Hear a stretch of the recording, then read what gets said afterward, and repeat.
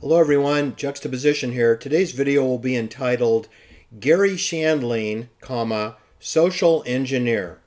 Of course I'm referring to, yes, another Jewish, unfunny comedian. That's why I call Garry Shandling a social engineer. I've personally seen him in concert at Lake Tahoe at Caesars, where he was the warm-up comedian before Joan Rivers, another Jewish comedian. I never thought that Garry Shandling was funny. I never thought Mort Saul was funny, because he's not funny. He's not funny at all. What they do is they just talk about the news of the day. They reinforce the false narratives, and then they interject some little funny anecdotes to make sure that the sheep are in line with the general overall authority of the fake news media. That's what these Jewish comedians do. And it all goes back to George Burns and Jack Benny, not their real names, operating with CBS and RCA radio frequency radio shows out of New York with their musical orchestra, typically conducted by Phil Harris, a comedian, situation comedian himself, as well as a musician and orchestra band leader. Anyway, what I wanted to tell you is what piqued my interest wasn't so much that I didn't even notice that Garry Shandling died mysteriously of a heart attack at age 66 6 years ago, back in 2016. So why don't I get into it a little bit here? I get what piqued my interest is, of course, he's neighbors with Oliver Silverstein Stone off Mandeville Canyon, which is a cul-de-sac. And it turns out that Garry Shandling was given provisional housing in a cul-de-sac off of Mandeville Canyon, which is a cul-de-sac. So that's 3 cul-de-sacs deep into Mandeville Canyon. Did Garry Shandling die in his home? He's listed as living in Santa Monica, but I believe that area is really Brentwood. It's where O.J. Simpson lived. O.J. Simpson lived on Rockingham Avenue, which was in the backyard of Oliver Silverstein Stone. So what I'm trying to tell you is that O.J. Simpson and Oliver Stone and Garry Shandling, they all lived in the same neighborhood. They're all walking distance from each other, except for one little minor problem. There are no sidewalks. So you got to be careful. The disturbing story of Garry Shandling begins in Chicago, Illinois. Garry Emanuel Shandling was born into a Jewish household in Chicago. He was the son of a pet store proprietor, Muriel Estelle, her maiden name was Singer, and a print shop owner by the name of Irving Shandling. He grew up in the Casa Loma Estates area of Tucson, Arizona. So I'm not really clear on why he left Chicago. It's just in Wikipedia, they just moved the guy to Tucson, Arizona. They allegedly moved there because his older brother, Barry, could receive treatment for cystic fibrosis. So I guess they walked away from their pet store and their print shop in favor of Barry. But Barry died of the disease when Garry Shandling was only 10 years old. So it's a very traumatic event to leave Chicago, go to Tucson, Arizona, to treat your older brother, Barry, but then he dies anyway. After Garry Shandling graduated from Palo Verde High School, Shandling attended the University of Arizona, and he majored, his intention was to major in electrical engineering. But instead, he completed a degree in marketing and pursued 1 year of postgraduate studies in creative writing.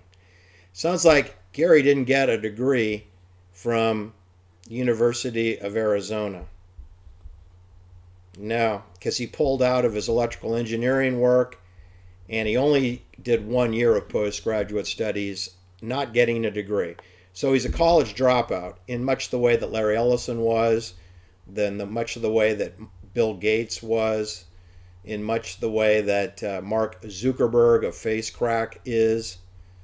All right, so it sounds like Garry Shandling's heading out to Hollywood, to Beverly Hills, that is, movie stars and swimming pools. When Garry Shandling was 19 years old, He drove 2 hours to Phoenix, Arizona, to a nightclub where George Carlin was performing. He then met up with George Carlin to share some jokes that he had written on some pages. George Carlin gave him positive feedback on his writing. So in 1973, he moved to Los Angeles to work for an advertising agency for a short time. But then he sold a script to the popular NBC show Sanford and Son. He then wrote scripts for the sitcom Welcome Back, Carter and Three's Company. Oh boy, we do know the sophisticated humor that was presented to us on Welcome Back, Carter with John Travolta and Three's Company with Suzanne Summers. I think that television show, Three's Company, had the lowest aggregate IQ of any viewer television show in history of television. And Garry Shandling was a writer for several of these episodes of Three's Company. Now, remember, he was born on November 29th, 1949, and he moved to Hollywood, Los Angeles in 1973 when he was 24 years old. This is when he arrived in Hollywood. All right, so after his preliminary success with NBC, Sanford and Son, Welcome Back, Carter, and Three's Company, Shandling then appeared on stand-up comedy stages in the West Hollywood area, of course. In 1978, Garry Shandling performed a routine at the Comedy Store on Sunset Boulevard. It's right below where Lenny Bruce, another Jewish comedian, was murdered on Hollywood Boulevard, directly above the Comedy Store, which is directly across the street from where another Jewish actor, River Bottom Phoenix, was murdered, right across the street from where Garry Shandling performed in the Comedy Store, where I met Sam Kinison several times there. Mitzi Shore, a Jewish woman who was the provisional owner of the Comedy Store, she knew Garry Shandling, of course. I'm sure she allowed him to appear on her stage. Probably got tapped on the shoulder because Garry Shandling was not funny, and I can assure you that in 1978, Sam Kinison would blow him right off the stage. And I believe Sam Kinison was performing in 1978 at the Comedy Store and quickly became the #1 comedian of the #1 studio club for comedy in CIA-controlled Hollywood. Remember, the Comedy Store has a club in Santa Monica at the beach, and they have another one at UCLA in Westwood, over by the Playboy Club, but Holmby Hills area. And then the Comedy Store that we're referring to here is in West Hollywood, where Diane Linklater was murdered, where John Belushi was murdered, where River Bottom Phoenix was murdered, where Lenny Bruce was murdered, where Connie Monty was murdered, where Ashley Ellerin was murdered, where Lindsay Perlman was murdered, where Janis Joplin was murdered. We're talking West Hollywood. All right, so anyway, Garry Shandling allegedly was offered The Tonight Show when Johnny Carson was finished. Allegedly, there's no proof to that. He was allegedly offered The Late Night Show when David Letterman left NBC to go to CBS. There's no proof of that. Remember, Conan O'Brien got the show. Anyway, in 1977, Garry Shandling, at age 28, was involved in a car crash in Beverly Hills, which left him in critical condition for 2 days. He was hospitaled for 2 weeks because he had a crushed spleen. It was a near-death experience for him. Anyway, I'm going to fast forward to his death. Garry Shandling suffered from hyperparathyroidism, a serious disease which often goes undiagnosed or untreated. Yeah, no kidding. I've never heard of it. I've never heard of this disease. I doubt few doctors have. If left untreated, it can cause complications like high blood pressure, kidney stone, kidney failure, stroke, heart attack, etc. Well, that's a nice cover story for the fact that he died because his heart stopped beating. On March 24th, 2016, at the age of 66 years old, Garry Shandling died at St. John's Health Center in Santa Monica, California. The Los Angeles Police Department said that he had a sudden collapse in his home off Mandeville Canyon, off Westridge Road. and he had to be hospitalized. Paramedics arrived. He was unconscious, and his autopsy medical exam eventually showed that he died from pulmonary embolism, which is a blood clot to the brain. Took 9 months to get that out of the Los Angeles County Medical Department. So I'm going to call poppycock on that. In other words, I believe Garry Shandling was probably murdered by the same people who murdered Marilyn Monroe right down the hill from where he lived. Marilyn Monroe was killed in this neighborhood too, but on the flats near San Vicente Boulevard. Garry is a little bit above that. He's even above Oliver Silverstein Stone's house up on the hill. He's not at the top, but he's a little bit up the hill. Anyway, when he died, it's kind of confusing. He didn't have a wife or children, so he gave $668,000 to his attorney, Bill Isaacson, who's Jewish. So you have a lawyer who's his friend. I've never heard of such a thing as a lawyer being a friend. But Garry didn't have a wife and he didn't have children. So he gave $668,000 to his friend. But then supposedly he had some other wealth that was then donated to the David Geffen School of Medicine at UCLA. You know, that would be for nanotechnology with Terry Semmel's company. Terry Semmel donated a bunch of Yahoo stock to the UCLA Nanotechnology Psychiatry Center. And David Geffen, I think he was the hairdresser for Barbara Streisand, another Jewish entertainer. David Geffen, who was a hairdresser slash executive in Hollywood, Jewish executive. Anyway, what I wanted to tell you, what stands out to me in this this story of the Garry Shandling is he had no family. His older brother died. He had no wife. He had no kids. No lawyer is your best friend. He supposedly had a partner by the name of Linda Duche, and she's alive. She's 69 years old. She would have been in her 50s when Garry mysteriously passed away in his cul-de-sac off a cul-de-sac off a cul-de-sac. If you can say that 3 times quickly, you can be in NATO Gladio kill team. He was killed in a kill box.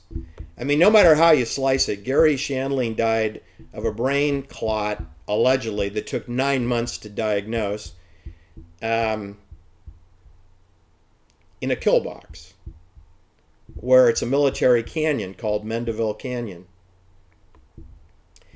And this Linda Duche, she began her modeling career in high school and got her start acting by working as an extra in music videos. And she appeared with Toto and the Beach Boys, who we know are clandestine controlled social engineering bands. And Garry Shandling was a controlled social engineering, anchored bias, unfunny comedian.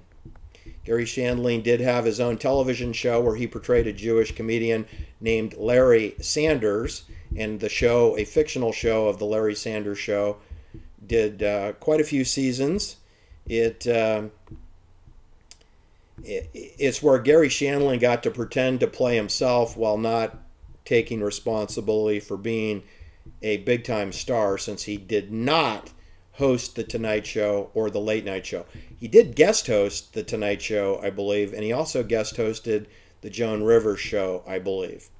He's definitely a partner with Joan Rivers. Anyway, that's my story for today. I will post a link of where Garry Shandling's home, which was 5 bedrooms and 8 bathrooms, 6,076 square feet. He moved in there in the 1990s, early 1990s, before the O.J. Simpson situation, which involved the murder of Nicole Brown, whose father, Lou Brown, was a United States Army intelligence spy and flew spy missions for the Army in much the same way that Sharon Tate's father was an Army intelligence spook spy who concentrated on the draft dodger anti-war movement in Haight-Ashbury, San Francisco. But Lou Brown trained in Los Alamitos Joint Forces Air Base and at Fort MacArthur, as did Sharon Tate's father, who had an office at Fort MacArthur, as did Lino LaBianca, military policeman trained in Fort MacArthur, where Lou Brown was trained, where Lino LaBianca was trained, where Sharon Tate's father was trained. And one of them ended up dead, and the other 2 had their daughters killed. Sharon Tate was killed by NATO bayonet forces, And Lou Brown's daughter, Nicole Brown Simpson, was garroted in terms of both of her carotid arteries were taken out by some sort of a knife, some type of a knife. Don't know what, because they never found a murder weapon. There was no murder weapon found in the Sharon Tate murder. There were no witnesses. There were no witnesses of the Nicole Brown murder. Their dogs don't talk. They bark, but they don't speak. There were no murder weapons found in the Nicole Brown Simpson murder. Isn't that interesting? So that's what sticks out to me. I'm going to call this another kill box killing, this time of a Jewish comedian who was never very funny, much in the same way that Lenny Bruce was put down, or John Belushi was put down, or Phil Hartman was put down in Encino, not that far away from where Garry Shandling had provisional housing. I don't believe he owned that house. Anyway, we don't really have the 706 filing, so I can't verify his estate, and neither can you. So we're free to speculate. He did live on the end of a dead end. He was the second house from the dead end. He was sort of kind of sharing the dead end of the cul-de-sac, which is off Westridge Road, which is a cul-de-sac, which is off Mandeville Canyon Road, which is a cul-de-sac. So it's a cul-de-sac off a cul-de-sac off a cul-de-sac. Kill box. Thanks for listening. Have a great day. Feel free to share my videos. Hit the like and subscribe. Bye-bye.